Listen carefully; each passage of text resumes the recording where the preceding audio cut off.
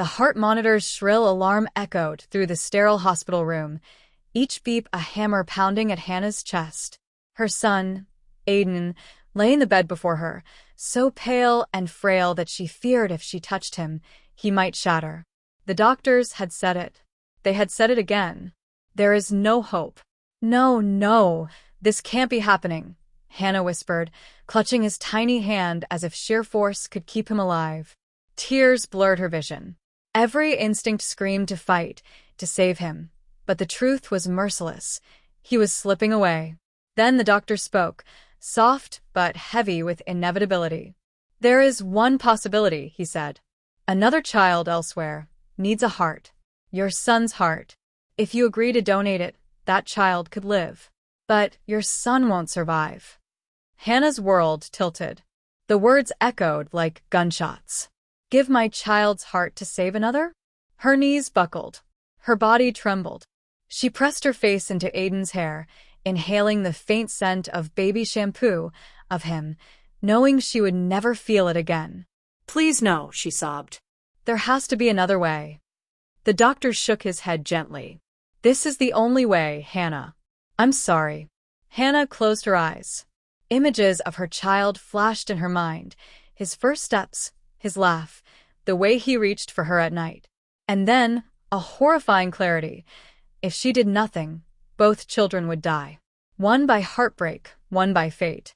I'll do it, she whispered, her voice raw, trembling. Save him, save the other child. The hours that followed were a blur of paperwork, prayers whispered through tears, and the unbearable reality of letting go. Hana kissed Aiden's tiny forehead one last time, stroking his hair, memorizing the curve of his lips, the warmth of his fragile body. Mama loves you always, she whispered. And then, with a trembling hand, she let go. She left her home country immediately afterward, fleeing the suffocating grief and guilt. Seoul became her refuge, a city of strangers where no one knew her name.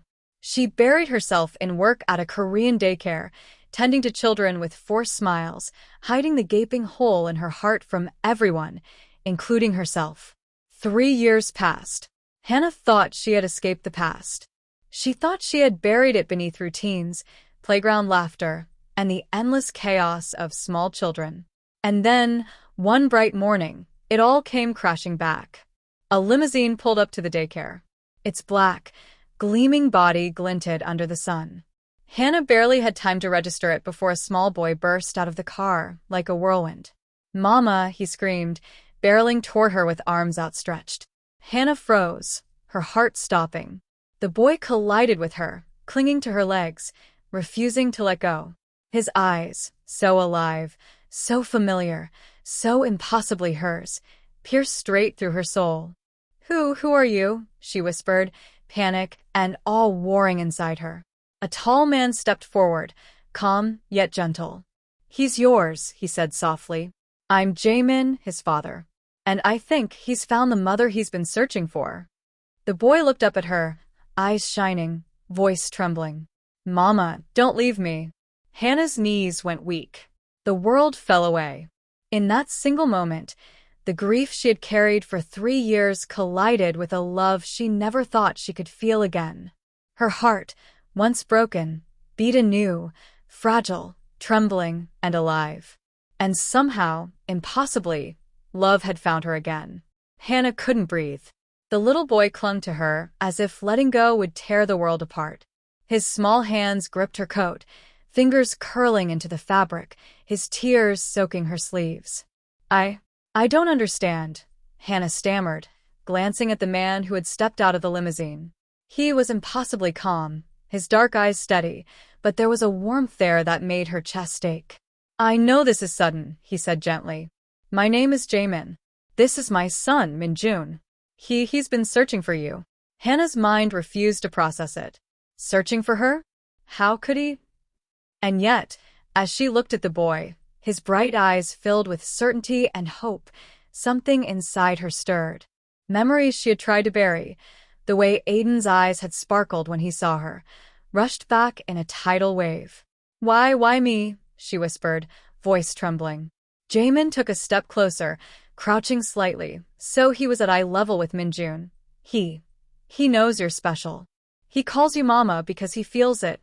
I don't fully understand it myself. But I do know one thing, he won't let you go. And neither will I, if I'm being honest. Hana's throat tightened. She had fled 3 years ago to escape her grief, to escape the memories of the son she had lost. She had promised herself she would never let herself feel again. And now here was a boy, so full of life, so undeniably hers in some inexplicable way, and a man calm, strong, and steady, who made her heart skip even though she didn't want it to. I can't. I'm not. Hana started, but Minjun interrupted her. Mama, please stay. Don't go, he pleaded, burying his face into her chest. Hana's defenses crumbled. She pressed her hand to his back, her own tears spilling freely. You've waited for me? She whispered, voice breaking. The boy nodded, clinging tighter. I knew you'd come. Jae-Min straightened, his gaze locked on Hana. I know this is overwhelming. I know you have your past, your pain. But we can figure this out together. You don't have to do it alone. Hana shook her head, a bitter laugh escaping her lips. You don't understand. I've lost a child. I can't just love another the same way. I'm broken. Jae-Min stepped closer, his voice soft but insistent. Then let us help you heal. Let him help you heal. I want to be here with you, Hana. And not just for him. For you too. Hana's breath caught. The words were simple, but they carried a weight that made her knees tremble. 3 years of running, of hiding from grief, of pretending she could survive alone, were collapsing in that one sentence. Minjun looked up at her, eyes wide. Mama, please? Hana's heart broke in half and rebuilt itself in the same instant. She crouched to his level, holding his face gently. All right, I'll stay, she whispered. The boy's face lit up with joy, a radiant smile that made Hana feel both hope and pain at once. She didn't know how this was possible. She didn't know what the future held. But in that moment, for the first time in years, she felt something she had thought lost forever, a fragile, trembling hope. Jae-Min reached out, taking her hand gently, careful not to startle her. We'll take it one step at a time, he said. Hana nodded, her tears falling freely now. One step at a time, she echoed. And as Minjun buried himself against her, she realized that somehow, in this unexpected reunion, her heart, once broken, was beginning to heal. Anna's apartment smelled faintly of lemons and freshly laundered clothes, a small comfort she clung to after the chaos of the morning. Minjun was sprawled across the sofa, sketching furiously in his notebook, his little tongue peeking out of the corner of his mouth in concentration. Hana watched him quietly, her heart caught in a strange, unfamiliar rhythm, equal parts joy and terror. This boy, so alive, so impossibly hers in spirit, had come into her life like a whirlwind, and she didn't know if she was ready for the storm he brought. The knock at the door startled her. She wiped her hands on her apron, smoothing her trembling fingers. Coming, she called. Jae-Min stepped inside, his presence calm but commanding. He carried a small bag of groceries, but more than that, he carried an air of quiet reassurance. His eyes softened as they met hers. I thought you might need some help settling him in, he said. Hana swallowed. I'm managing, she said, though her voice lacked conviction. Jae-Min didn't push. Instead, he knelt beside Minjun, who immediately grabbed his father's hand, holding it as though afraid to let go. Mama, the boy exclaimed, bouncing slightly on the sofa. Mama is here now, and I get to eat snacks. Hana felt a smile tug at the corners of her lips, tentative but genuine. The sound of Minjun's laughter was like sunlight breaking through a storm cloud she hadn't realized had been hovering over her heart for 3 years. As the afternoon passed, Hana found herself laughing softly, her earlier fear momentarily forgotten. She watched Jae-Min interact with the boy, gentle, patient, endlessly kind, and she felt a pang of something she hadn't allowed herself to feel in years. Attraction. Warmth. Perhaps even hope. But then reality hit, like a cold wind through an open window. Hana's chest tightened. She didn't deserve this. She couldn't have this. She excused herself to the kitchen, her hands trembling as she washed dishes she had meant to dirty. She could hear Jae-Min and Min-jun laughing in the living room, a sound that made her heart ache with longing. Jae-Min followed her quietly. "Hana," he said softly. She froze, gripping the edge of the sink. "I know this is hard. And I know you're carrying a weight that I can't even begin to understand. But you don't have to do this alone." She shook her head, tears pricking at her eyes. "You don't understand. I lost him," she whispered. "My son. I gave him away. He's gone. I can't. Her voice broke completely, the dam of grief finally collapsing. Jae-Min stepped closer, placing a gentle hand over hers. "You didn't give him away," he said firmly. "You saved a life. That boy, he's alive because of you. And somehow I know your heart is still in this world, Hana. Still capable of love. For him. For Min-jun, for life." Hana's tears fell freely now. She wanted to run, to hide, to keep the grief locked away where no one could touch it. But as she looked at Jae-Min, standing there, steady and unwavering, she realized that perhaps she didn't have to run anymore. Perhaps she could allow herself to feel again. Min-jun padded into the kitchen, his small hand slipping into hers. "Mama, it's okay," he said softly. "I won't let you go. Ever." Hana's heart cracked open completely, pieces of grief and hope intertwining. She knelt down, hugging him tightly.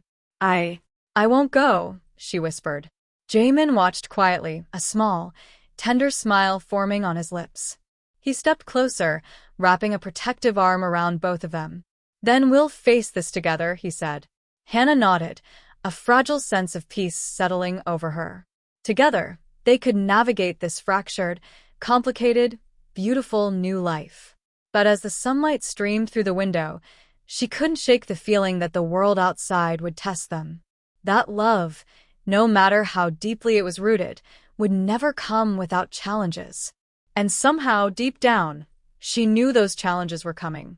The soft hum of the city outside Hana's apartment felt distant, almost unreal. Inside, the apartment smelled of warm tea and crayons scattered across the living room floor. Min-jun was asleep on the sofa, a small hand resting on a stuffed bear. Hana watched him, her heart aching with love, guilt, and something else she didn't dare name. A sharp knock at the door broke the fragile peace.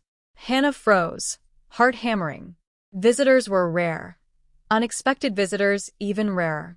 Jae-Min stepped forward cautiously. "I'll get it," he said. Hana shook her head, but before she could protest, he opened the door. A woman stood there, impeccably dressed, with a sharp gaze that made Hana tense instantly. "Mr. Jae-Min," she said smoothly, "we need to talk." Jae-Min's expression stiffened, and Hana felt the first twinge of unease. "Excuse me?" The woman's eyes flicked toward Hana, sharp as a blade. "I'm Min-jun's legal guardian. There are complications regarding custody. You've been caring for him without full authorization." Hana's stomach dropped. She opened her mouth to speak, but Jae-Min's hand on her shoulder held her back. "This isn't what it looks like," he said calmly. The woman's gaze softened slightly, but the warning remained clear. "This isn't a social visit. We need him back under proper supervision. And Ms., she added, looking at Hana, "I hope you understand the seriousness of the situation." Hana felt Min-jun stir behind her, small whimpers escaping as he sensed tension. She bent to scoop him up, holding him close. I won't let anything happen to him," she whispered. Jae-Min's jaw tightened. "We're not giving him up," he said firmly, meeting the woman's gaze. "He's safe here. And he's happy." The woman hesitated, and for a moment, it seemed she might concede. Then she pulled out a file, flipping it open with clinical precision. "There are questions about his heart transplant. About the donor's family. We need to verify everything. It could affect custody." Hana's heart lurched. The past she had tried to bury, the pain of losing Aiden, the impossible choice she had made, was clawing back into her life. She felt as though the floor beneath her had dropped away. Jae-Min stepped closer, protective and resolute. Hana, it's okay. We'll face this together. But Hana wasn't so sure. She had survived grief by running, by isolating herself. Now, 3 years later, life had forced her to confront everything she had tried to leave behind. The boy she had loved in her heart, the man who had slowly become more than just a father figure, and the memories of a child she could never hold again. All of it was tangled together, impossible to separate. Hana started, her voice trembling. I can't risk him. I can't risk us. Jae-Min gently cupped her face in his hands. Hana, you've already risked so much. You've saved a life. And now, maybe it's time to let yourself live again. Let yourself love. Let us love you. Hana closed her eyes, trembling against him. She wanted to believe him. She wanted to trust, to let go of the walls she had built over grief and guilt. But the shadow of the past loomed too large, threatening to swallow everything she dared hope for. The little boy stirred in her arms, murmuring softly, Mama, don't be scared.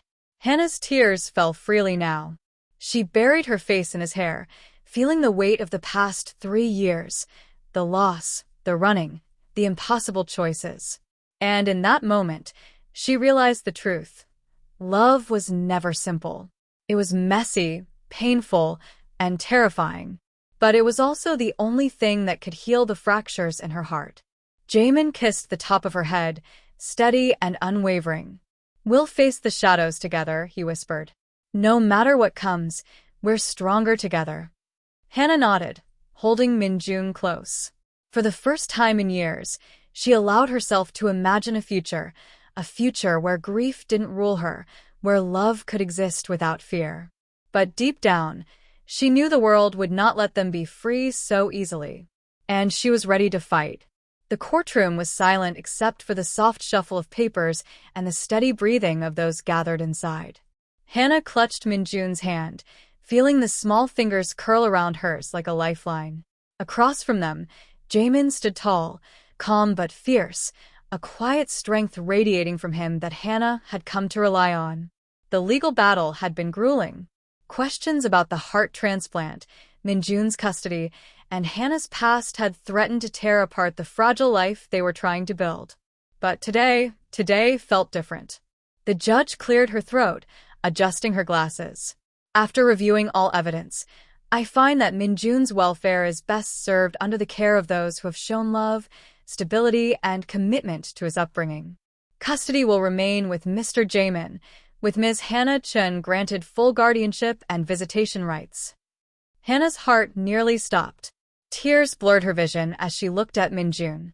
The little boy's eyes widened, and without hesitation, he threw himself into her arms. Mama, he cried, hugging her as tightly as if he could hold the world together with his small arms. I knew you'd come back. Hana sobbed, pressing her cheek to his hair. I'm here. I'm not going anywhere, she whispered, the words finally free from the weight of guilt and fear.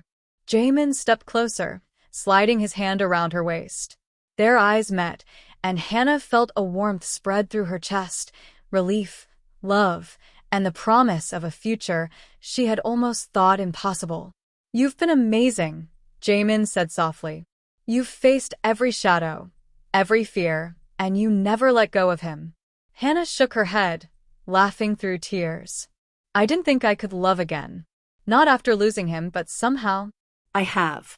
You both brought me back. Jae-Min's smile deepened, a mixture of pride, love, and quiet awe. Then let's stop running from the past. Let's live the life we've earned, the one we can build together. Min-jun tugged at Hana's sleeve, his small face alight with joy. Mama, stay. Stay forever. Hana nodded, pressing a kiss to his forehead. Forever, my love. I promise. That evening, as the three of them walked hand in hand through a quiet park, Hana allowed herself to breathe.